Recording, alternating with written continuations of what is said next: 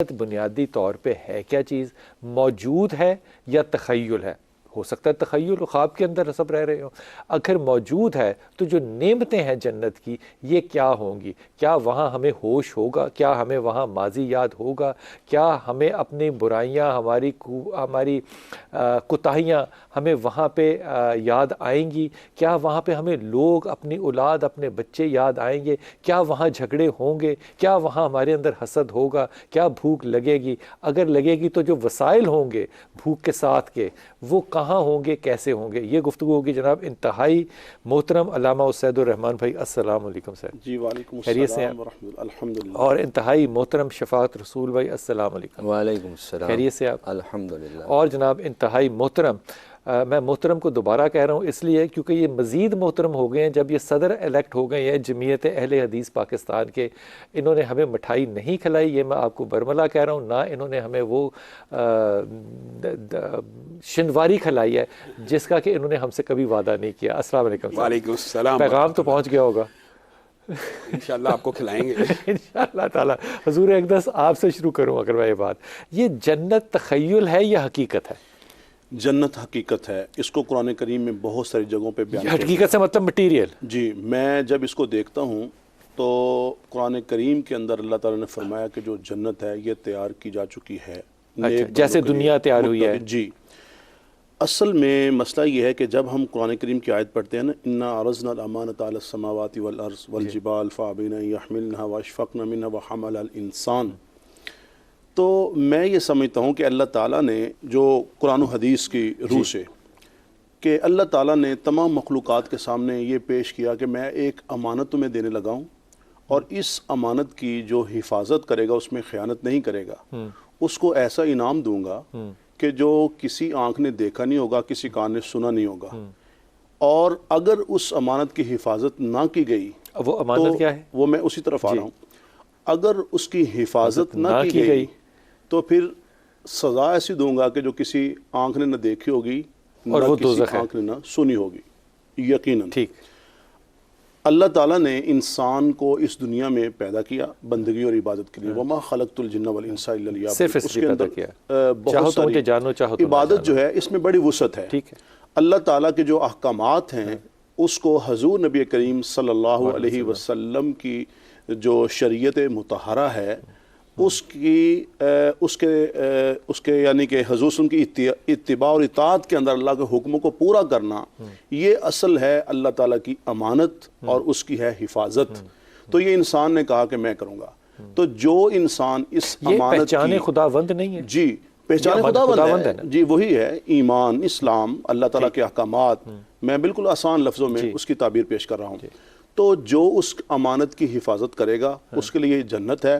اور قرآن کریم کے اندر یہ اسلوب ایسا ہے کہ جہاں پہ اللہ تعالیٰ نے ایمان کا ذکر کیا، کفر کا ذکر کیا، جنت کا ذکر کیا، دوزخ کا ذکر کیا، تو یہ جگہ جگہ پہ پورے قرآن کریم کے اندر جو تصورات پیش کرتے ہیں، مجھے نہیں ان کی یعنی کوئی ایسی کوئی دلیل سامنے آ سکی، کیونکہ اللہ تعالیٰ نے فرمایا جنت تیار کی جا چکی ہے۔ ٹھیک ہے، دوزخ بھی تیار کی جا چکی ہے، جنت بھی تیار کی جا چکی ہے۔ یہ جو جنت ہے جب کہتے ہیں تیار کی جا چکی ہے، کیا میں اس سے یہ سمجھوں کہ جس طرح دنیا تیار کی اللہ نے، پہلے یہ سارا پانی تھا، پھر اس کے اندر خشکی بھی آئی، پھر اس میں حضرت آدم علیہ السلام بھی آئے، فرشتے بھی بھیجے، انہوں نے جو پوری تیار کی ہوئی ہے نا، کیا جنت بھی اسی طرح کی ایک فزیکل چیز ہوگی جس میں میں اور آپ بیٹھ کے ہینڈ شیک کر سکیں گے؟ بسم اللہ الرحمن الرحیم۔ بالکل ایسے ہی ہوگا جس طرح آپ نے، ایسے بھی ہے جس طرح آپ نے فرمایا، لیکن جنت کے دو معنی ہیں۔ اچھا، جنت ایک ماحول کو بھی کہتے ہیں، ٹھیک، اور ایک مکان کو بھی کہتے ہیں، مکان کو بھی اور ماحول کو بھی کہتے ہیں۔ مثلا قرآن پاک میں اللہ تعالیٰ نے ارشاد فرمایا کہ ہم برے اعمال کی سزا دیں گے اس کے بدلے میں، اور اچھے اعمال کی جزا جو ہے وہ اچھی دیں گے۔ فَمَن يَعْمَلْ مِثْقَالَ ذَرَّةٍ خَيْرًا يَرَهُ وَمَن يَعْمَلْ مِثْقَالَ ذَرَّةٍ شَرًّا يَرَهُ۔ اب ہمیں اس بات کا تعین کرنا ہے کہ ہمارے اعمال کی سزا اور جزا یہ کہاں سے شروع ہوتی ہے۔ قرآن فلسفے کے مطابق اللہ تعالیٰ اس کی سزا اور جزا دنیا سے ہی شروع کر دیتا ہے۔ ٹھیک ہے، وہ جزا سزا کو میں اس پر نہیں، میں جنت پر آ رہا ہوں۔ اچھا، وہ کر دیتا ہے اللہ تعالیٰ شروع۔ اب یہ الگ بات ہے کہ کیونکہ قرآن پاک میں دو لفظ ہیں، ایک اولا اور ایک آخرہ۔ ٹھیک، اولا کا مطلب یہ ہے کہ اس پریزنٹ ٹائم میں جو آپ ایکٹ کر رہے ہیں جی. اس کا ری ایکشن اس آپ کے کو بعد یہیں پہ والے مل لمحے جائے میں گا. آئے، اس ٹھیک کے ہے. بعد والے لمحے میں ٹھیک ہے. وہ کب آتا ہے یہ اللہ یہ بعد والا لمحہ کسی کو نہیں پتا کب کسی کو آئے نہیں گا. پتا کب موت اس کی سے جزا پہلے ہے. آئے گا. موت سے پہلے بھی آ سکتا ہے، موت کے بعد بھی آ ٹھیک سکتا ہے. اچھا، اب قرآن پاک میں اللہ تعالیٰ نے ایک تو اس کو بھی، اگر آپ کے اچھے اعمال ہیں اور آپ کی زندگی کی جزا دنیا میں ملنا شروع ہو گئی، یہ جزا کا ملنا یہ جنت ہے، وہ اس دنیا میں آپ کو ملے ٹھیک ہے. یا قبر کے گڑھے میں جا کے ملے ٹھیک ہے. یا آخرت کے میدان کے فیصلے کے بعد ملے. حضور یہ ساری تصویر کشی کی ہے، یہ تصویر کشی ہے نا، تصویر ایک رنگ ہے. اب اس پہ سوال یہ پیدا ہوتا ہے کہ اگر یہ ریئلٹی ہے اور سب کچھ ایسا ہوگا تو کیا یادداشت بھی ہوگی ہمارے پاس، رشتے ناتے تعلقات، جیسے رسول پاک صلی اللہ علیہ وسلم نے صحابہ کو کہا کہ تو میرے ہمسایوں میں سے ہوگا، تو میرے ساتھ ہوگا، علی کا گھر یہاں ہوگا، ابو بکر کا گھر یہاں ہوگا، کیا یہ چیزیں وہاں میٹر کریں گی پھر؟ اس میں تو کوئی شک نہیں کہ جنت ایک حقیقت ہے، ٹھیک. لیکن اس حقیقت کو آپ اٹھا کے موت کے بعد رکھیں، ہاں. یہ قرآنی فلسفہ کے مطابق اس دنیا کی زندگی کو جنت بنا لیں. قرآن نے تو 2 جنتوں کی بات کی ہے نا، اور ہم مرنے کے بعد کی جنت کی بات کرتے ہیں. ہاں. اور اس دنیا کو جنت بنانے کی جو قرآنی تعلیمات اور ہدایات ہیں ادھر ہم آتے ہی نہیں، جی، ہم اس کا ذکر ہی نہیں کرتے. صحیح کہہ رہے ہیں. اچھا، ہاں، ایک صحیح کہہ بات. رہے ہیں. دوسری بات یہ کہ میرے بھائی ہیں احتشام، انہوں نے جتنی حدیثیں بیان کی ہیں تفصیل والی، وہ کوئی بخاری شریف میں نہیں ہے. میں گزارش یہ کروں گا اپنے دونوں ساتھیوں سے کہ اگر قرآن اور مستند احادیث کے دائرے کے اندر اگر ہم رہ کے اب یہ مستند والا آپ نے جو موضوع چھیڑ دیا نا، اس میں سے آپ نے لطف مجھے لگتا ہے نکال دینا ہے. نہیں، ان میں سے جو اکثر میں نے حدیثیں بیان کیا ساری صحیح ہیں. جدا جدا ہے. جدا جدا ہے. ہاں.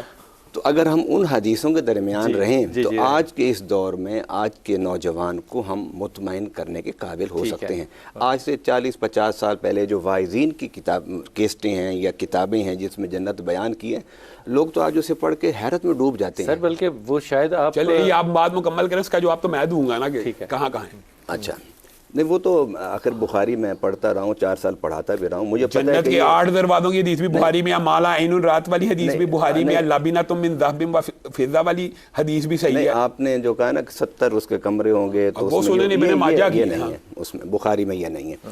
صرف بخاری کو اب دنیا بیان میں کر رہا ہے. اب دنیا میں جو جنت ہے ہم ادھر ذکر ہی نہیں کرتے. ٹھیک ہے. دنیا کی جنت اصل میں مختصر بہت ہے. اچھا، ہم دنیا کی جنت ذکر نہیں کرتے. یہ دنیا کی جنت کو اگر define اس کریں کی ذرا، اس کو ضرورت کیا نہ کہتے ہیں؟ ہوتی، کہ دنیا کو بھی جنت بنانا اگر اس چاہیے. کی ضرورت نہ ہوتی تو اللہ تعالیٰ قرآن میں کیوں بیان فرماتا؟ فرماتا کہ اللہ نے اپنے وعدے کو پورا کر دیا کہ تمہیں دنیا میں جنت عطا فرما دی اور تم جہاں چاہو جنت بنا لو. کس طرح کہ میرے نبی ڈیفائن کریں نا، اچھا، میرے نبی دنیا کی جنت کیا ہے؟ مطلب قرآن پاک میں اللہ تعالیٰ نے کو جنت کا ذکر کیا ہے. جب آدم علیہ السلام آئے نا دنیا میں وہ دنیا کی جنت کیا ہے؟ دنیا میں جنت، آدم علیہ السلام دنیا میں آئے تو فرمایا ان لک اللہ تجوع فیہا ولا تارا وانک لا تظمأ فیہا ولا تضحا. اے آدم، جنت کسے کہتے ہیں کہ جس میں بھوک نہ ہو، جس میں پیاس کی تپش نہ ہو، جس میں بدن ننگا نہ ہو، جس میں ظلم نہ ہو. یہ جب 4 چیزیں جس معاشرے سے ختم ہو جائیں، دیکھیں نا، مومن کے لیے کیا تھا نہیں، امیر آدمی کے لیے جنت ہے. دیکھیں میں اس کا جواب بھی دے سکتا ہوں. مومن کے لیے، بیچارے کے لیے دیکھیے کیا تھا نہیں. اب نبی پاک صلی اللہ علیہ وسلم نے ایک ریاست بنائی نا، ایک نظام بنایا نا کہ جس نظام میں لوگ مطمئن تھے. میں بتاتا ہوں کب ننگے تھے کب بھوکے تھے. وہ مدینہ میں آئے، مدینہ میں رہے، ایک